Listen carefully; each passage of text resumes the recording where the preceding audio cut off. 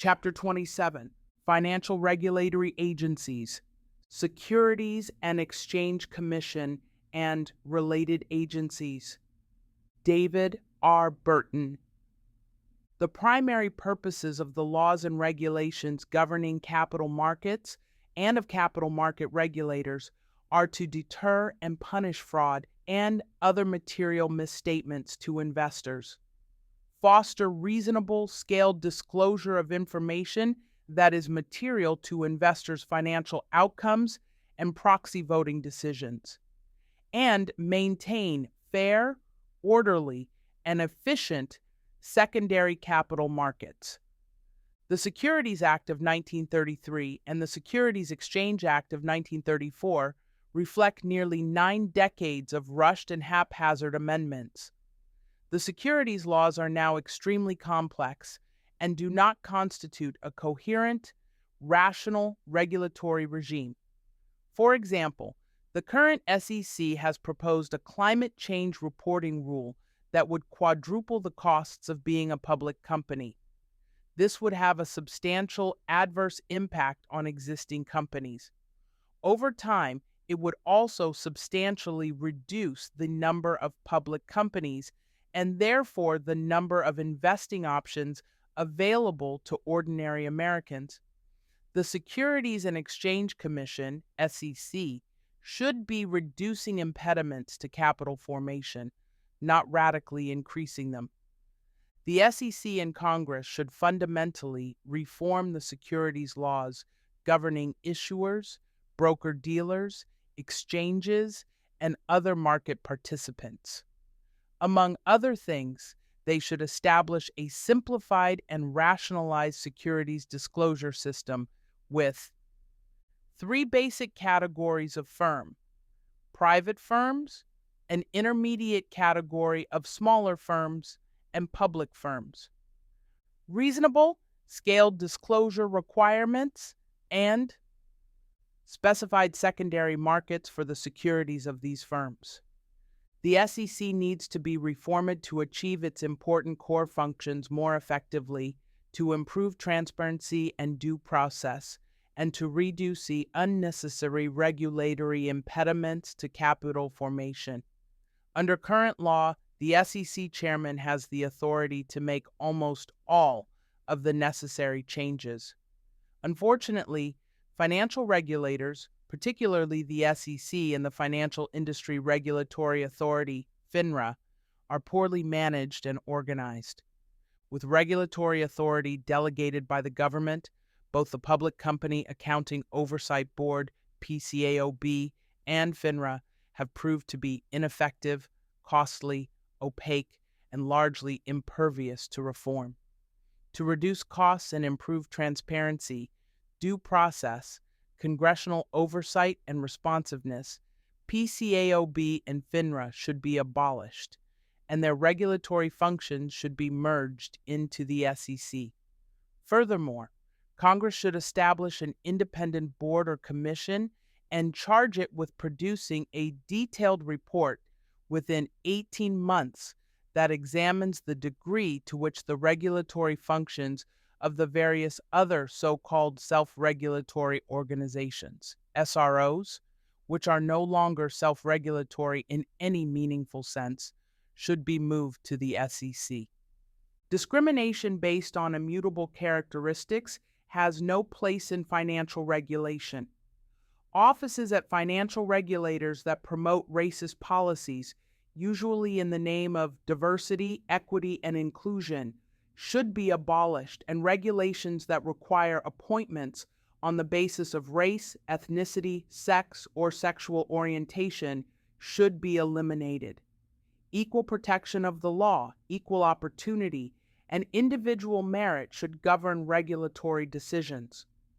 Congress has given the SEC broad general exemptive authority, but the SEC has used this authority only rarely. It should use this authority significantly more often to reduce the regulatory burden on issuers, particularly smaller entrepreneurs. Entrepreneurial capital formation. Financial regulators should remove regulatory impediments to entrepreneurial capital formation.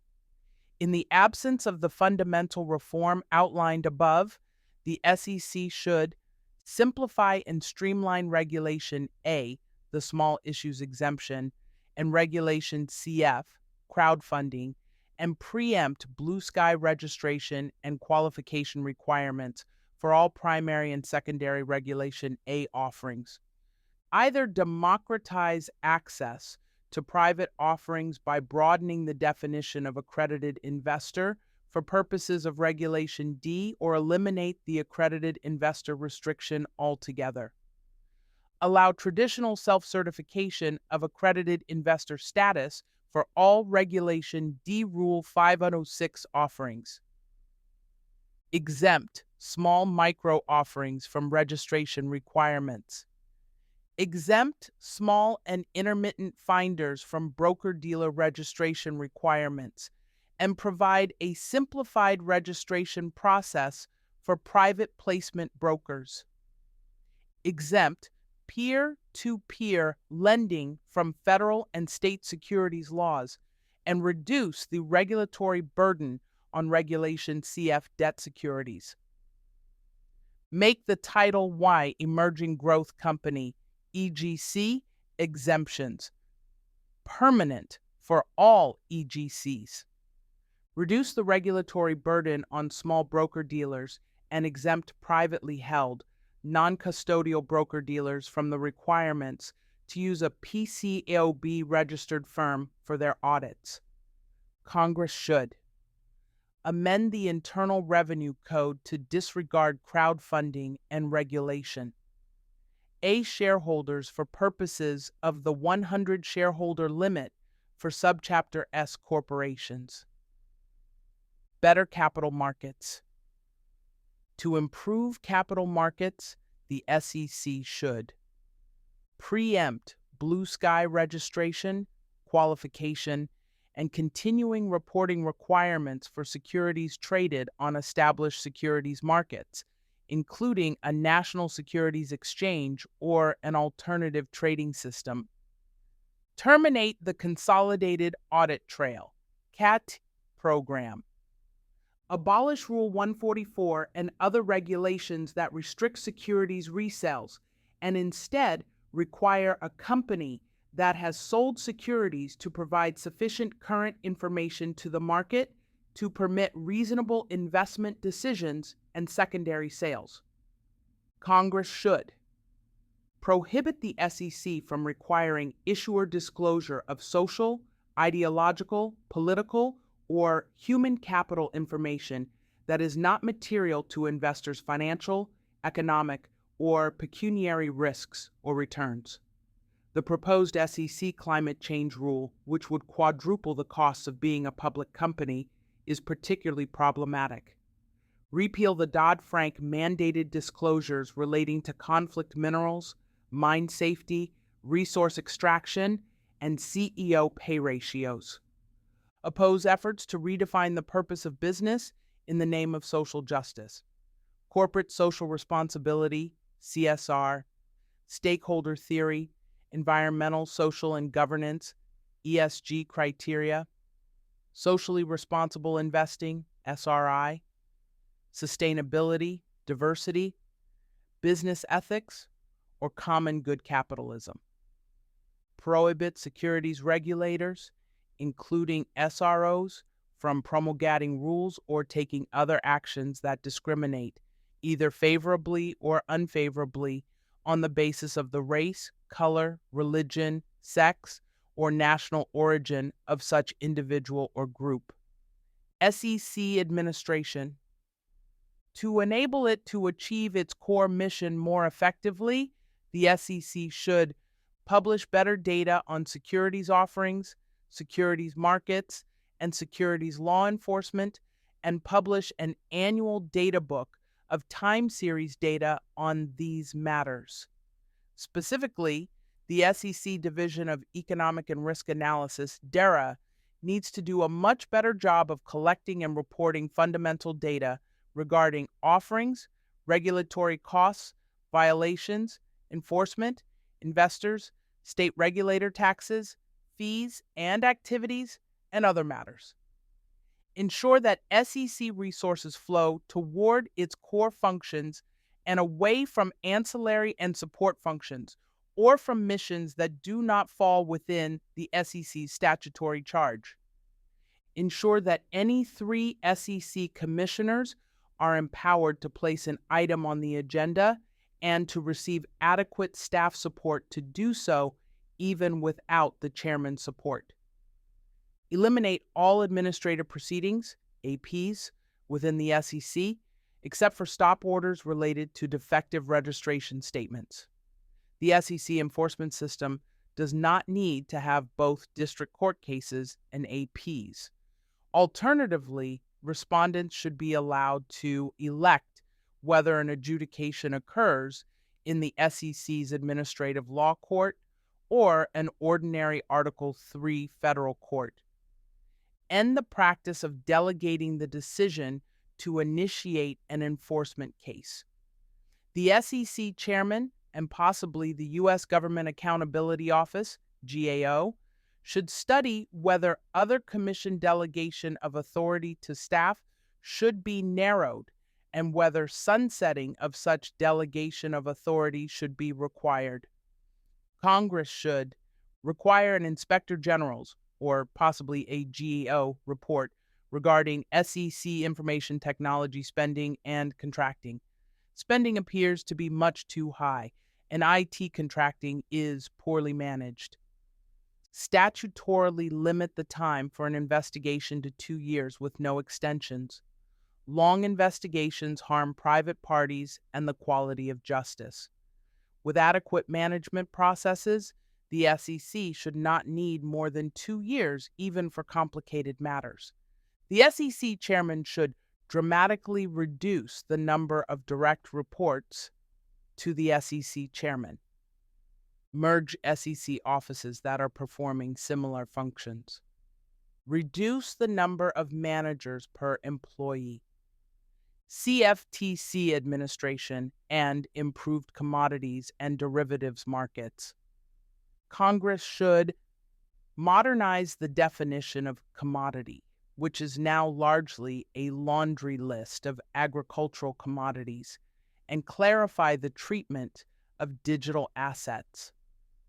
Clarify through an express amendment to the Commodity Exchange Act, CEA, the circumstances that require a foreign swap trading platform to register with the Commodity Futures Trading Commission, CFTC, as a swap execution facility, SEF, under Sections 2I and 5H of the CEA. Currently, it is not clear whether having one or a small number of U.S. participants would require SEF registration under prior staff guidance, which has led foreign swap trading platforms to exclude all U.S. persons from their platforms or to go through the process of seeking an exemption from registration. Amend Section 2 of the CEA to authorize the CFTC chairman to remove the agency's executive director without a commission vote. To augment commissioners' independence, establish funding amounts for the commissioners' offices by statute with adjustments for inflation, with no requirement for a commissioner to obtain budget or expense approvals from the chairman or the agency's administrative staff. The CFTC should allocate more resources to core agency functions rather than ancillary and support operations. Replace the existing position limits rule, which reduces liquidity and makes markets more volatile, with further delegation of authority to the exchanges to set position limits and position accountability levels where appropriate for the relevant market. Reduce overly prescriptive rules implementing the CFTC's core principles. Apply the definitions of U.S. person and guarantee. In the CFTC's 2020 rule on cross-border application of swaps regulations, 2020 cross-border rule, to the regulatory requirements that remain covered by the CFTC's 2013 guidance on the subject. Currently, the definition of each of these foundational terms differs depending on whether the requirement in question is covered by the 2020 cross-border rule or the 2013 guidance. Remove the regulatory categories of affiliate conduit and foreign consolidated subsidiary from the 2013 guidance and the CFTC's cross-border rule on margin for uncleared swaps, respectively. These categories were replaced by the concept of a significant risk subsidiary for purposes of the 2020 cross-border rule because of widespread market confusion and compliance difficulties arising from their broad and vague scope. Digital assets. Both the SEC and the CFTC have been irresponsible actors in the digital asset area. They have had more than a decade to promulgate rules governing digital assets, yet the SEC has utterly failed to do so, and the CFTC has provided only minimal guidance. Instead, both agencies have chosen regulation by enforcement and have done it poorly. They neither adequately protect investors nor provide responsible market participants with the regulatory environment that they need to thrive. The SEC and CFTC should clarify the treatment of digital assets, coins or tokens. Specifically, they should promulgate a joint regulation providing that a holder of digital assets may not be deemed a party to an investment contract or an investor in a common enterprise unless, while the enterprise is a going concern, the holder is entitled to a share of the earnings or profits of the common enterprise or a defined flow of payments from the common enterprise in consideration of the investment, or unless, upon liquidation, the holder has rights against the assets of the common enterprise. Otherwise, the digital asset shall be deemed a commodity to be regulated by the CFTC, not the SEC. Amend the definition of commodity to include digital assets that are not a security as so defined, and amend the definition of security to make it clear that a certificate, it's digital, electronic, or otherwise, that represents ownership of commodities and is convertible into a physical commodity on demand is not a security, but a commodity. In the absence of regulatory action, Congress should enact legislation that achieves these goals. Improved regulation of the industry and SROs. Congress and the SEC need to conduct more robust oversight of self-regulatory organizations, and SROs need to be reformed. Otherwise, as discussed above, SRO regulatory functions should be merged into the SEC. The SEC, FINRA itself, or Congress should. In the absence of merging FINRA into the SEC as recommended, require that FINRA's Board of Governors meetings be open to the public unless the board votes to meet in executive session. FINRA's Board of Governors agenda be made available to the public in advance. Board minutes describing actions taken be published without delay. FINRA make available to the public in advance rulemakings that the FINRA board is expected to consider. FINRA arbitration and disciplinary hearings should be open to the public and reported.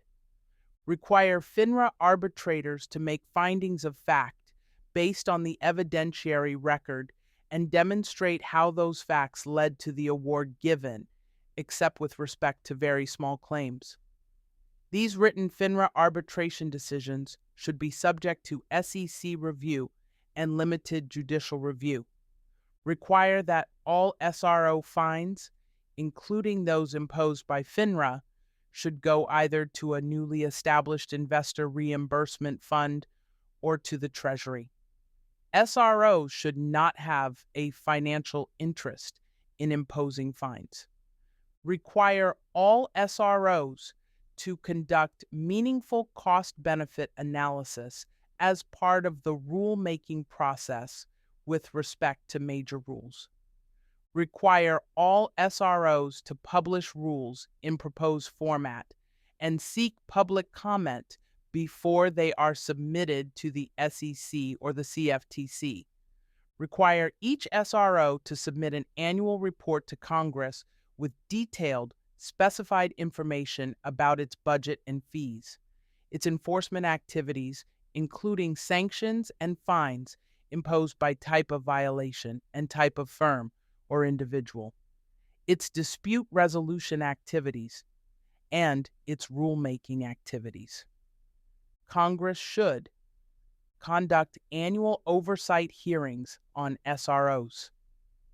Either make FINRA, the Municipal Securities Rulemaking Board, MSRB, and the National Futures Association, NFA, designated federal entities, and establish an inspector general with respect to financial SROs, including FINRA, the MSRB, and the NFA, or place FINRA, the MSRB, and the NFA within the ambit of an existing inspector general. Require the SEC and the CFTC to publish a detailed annual report on SRO supervision. Consumer Financial Protection Bureau. Robert Bowes. The Consumer Financial Protection Bureau, CFPB, was authorized in 2010 by the Dodd-Frank Act. Since the Bureau's inception, its status as an independent agency with no congressional oversight has been questioned in multiple court cases, and the agency has been assailed by critics as a shakedown mechanism to provide unaccountable funding to leftist nonprofits politically aligned with those who spearheaded its creation.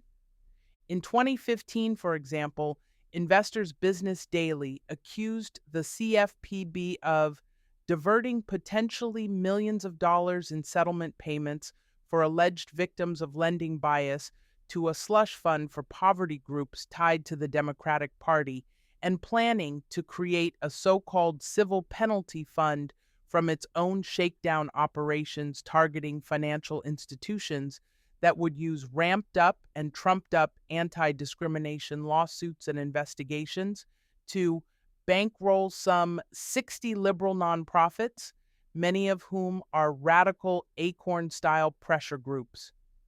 The CFPB has a fiscal year, FY 2023 budget of $653.2 million and 135 full-time equivalent, FTE employees. From FY 2012 through FY 2020, it imposed approximately $1.25 billion in civil money penalties. In FY 2022, it imposed approximately $172.5 million in civil money penalties. These penalties are imposed by the CFPB Civil Penalty Fund, described as a victims relief fund, into which the CFPB deposits civil penalties it collects in judicial and administrative actions under federal consumer financial laws. The CFPB is headed by a single director who is appointed by the president to a 5-year term. Its organizational structure includes 5 divisions: operations, consumer education and external affairs, legal, supervision, enforcement, and fair lending, and research, monitoring, and regulations. Each of these divisions reports to the Office of the Director, except for the Operations Division, which reports to the Deputy Director. Passage of Title X of Dodd-Frank was a bid to placate concern over a series of regulatory failures identified in the wake of the 2008 financial crisis. The law imported a new superstructure of federal regulation over consumer finance and mortgage lending and servicing industries traditionally regulated by state banking regulators. Consumer protection responsibilities previously handled by the Office of the Comptroller of the Currency, Office of Thrift Supervision, Federal Deposit Insurance Corporation, Federal Reserve, National Credit Union Administration, and Federal Trade Commission were transferred to and consolidated in the CFPB, which issues rules, orders, and guidance to implement federal consumer financial law. The CFPB collects fines from the private sector that are put into the Civil Penalty Fund. The fund serves 2 ostensible purposes: to compensate the victims whom the CFPB perceives to be harmed, and to underwrite consumer education and financial literacy programs. How the Civil Penalty Fund is spent is at the discretion of the CFPB director. The CFPB has been unclear as to how it decides what consumer education or financial literacy programs to fund. As noted, critics have charged that money from the Civil Penalty Fund has ended up in the pockets of leftist activist organizations. In Sela Law LLC v. Consumer Financial Protection Bureau, the Supreme Court of the United States held that the CFPB's leadership by a single individual removable only for inefficiency, neglect, or malfeasance violated constitutional separation of powers requirements because the Constitution requires that such officials remain dependent on the president, who in turn is accountable to the people. The CFPB director is thus subject to removal by the president. The CFPB is not subject to congressional oversight, and its funding is not determined by elected lawmakers in Congress as part of the typical congressional appropriations process. It receives its funding from the Federal Reserve, which is itself funded outside the appropriations process through bank assessments. CFPB funding represents 12% of the total operating expenses of the Federal Reserve and is disbursed by the unelected Board of Governors of the Federal Reserve System. This is not the case with respect to any other federal agency.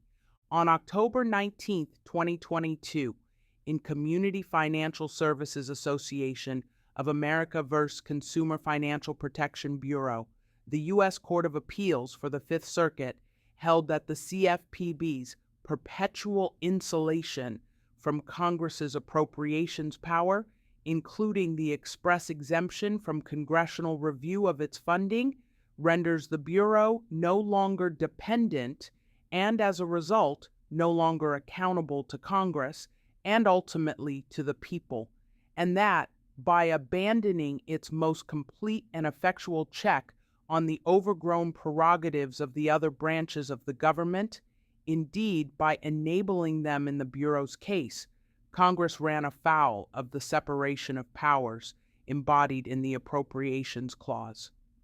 The court further remarked that the CFPB's capacious portfolio of authority acts as a mini legislature, prosecutor, and court responsible for creating substantive rules for a wide swath of industries, prosecuting violations, and levying knee-buckling penalties against private citizens.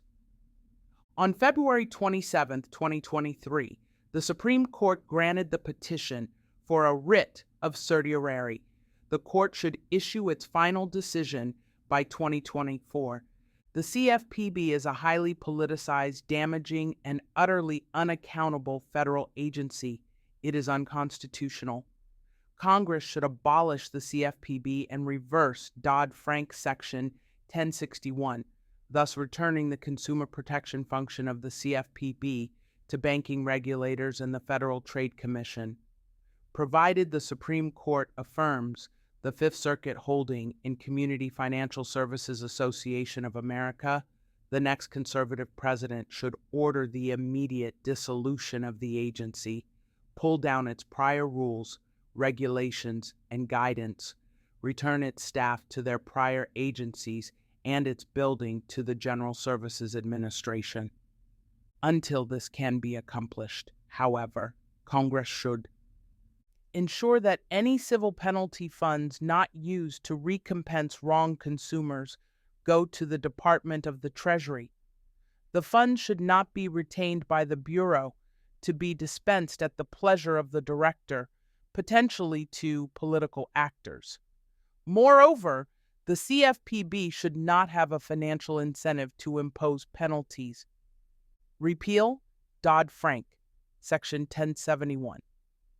This section, which relates to small business data collection, imposes requirements on financial institutions lending to small firms, raises costs, and limit small businesses' access to capital.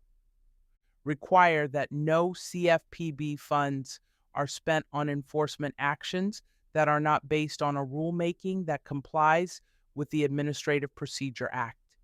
Require that respondents in administrative actions be allowed to elect whether an adjudication occurs in an administrative law court or an ordinary Article III federal court. Specify the nature of deceptive, unfair, and abusive practices to define the scope of the CFPB mission more precisely.